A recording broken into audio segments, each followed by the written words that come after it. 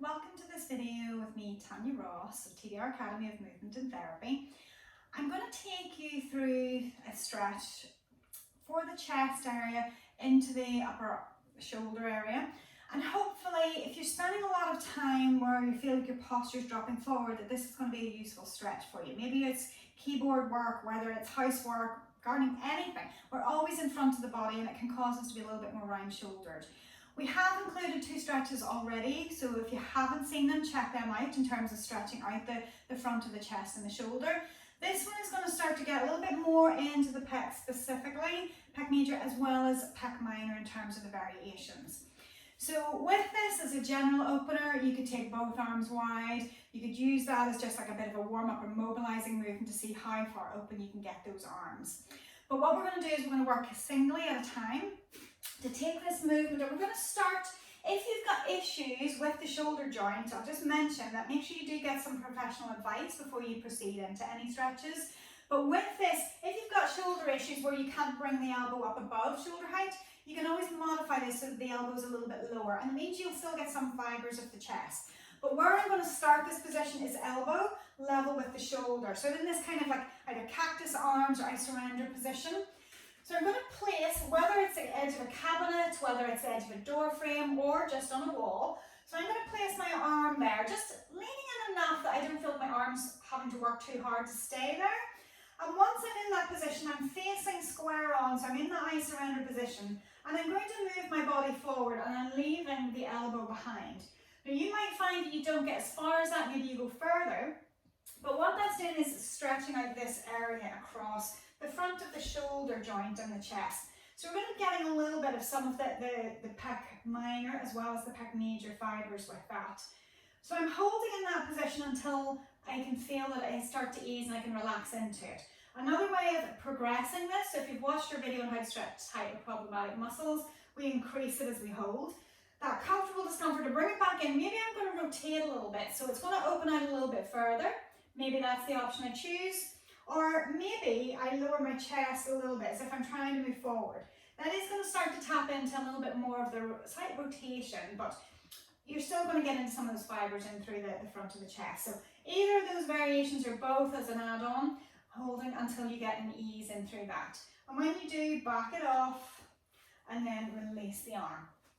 So you can play with angles on this because the fibers are running at multiple directions.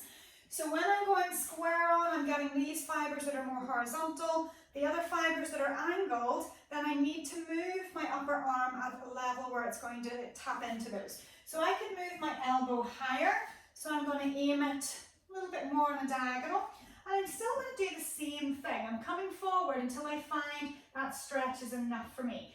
Maybe then when it eases, I add in that rotation or that forward bending. Again, there are subtle movements that you need to do to add that in, holding it until it feels like it eases. Now on the way through these, if you're starting to get any nervy sensations into the neck, shoulder, down the arm or the hand, so that might be pins and needles, burning, numbness, zingy feelings, itching, come out of it because you're stretching the nerve. Nerves don't like to be stretched, they like to be flossed. So if you're neurally tight. So I want you just to back off so you're always on the edge of that, not tapping into it. And that way hopefully we get the stretch without the irritation. The other way of doing this is using a straight arm. Okay, once we come into a straight arm, you're going to hit a little bit more into the biceps, but you're still going to get some of those fibers and it might feel more comfortable for you. So again, you could start maybe with the fingertips on the wall, maybe with them pointing up, maybe with them turning back. Turning back is a little bit more nervy for some people. So you can again start maybe shoulder level and coming in front. Again, if you've got an edge, you could just keep the hand flat with the thumb pointing up. Then you can play with it again, moving the hand up. Maybe taking it up as far as around about sort of, 60 degrees or so, 45 to 60, if the arm's able to go there. And again, in that position, coming forward, adding in maybe that rotation or the forward movement of the chest. And hopefully, again, that's bringing the stretch into that chest area. You could, in theory, use a door frame and do both at the same time. So both forearms are along the edge of the door frame and then you walk forward, maybe you even lower the chest. So you would be getting that movement of opening the chest as you move forward and then a little bit of rotation as you drop the chest down. So get a little bit more into that front area. You could as well move the arms up and vary the angle to change it, but again, know in your own body what feels good as a stretch and what doesn't.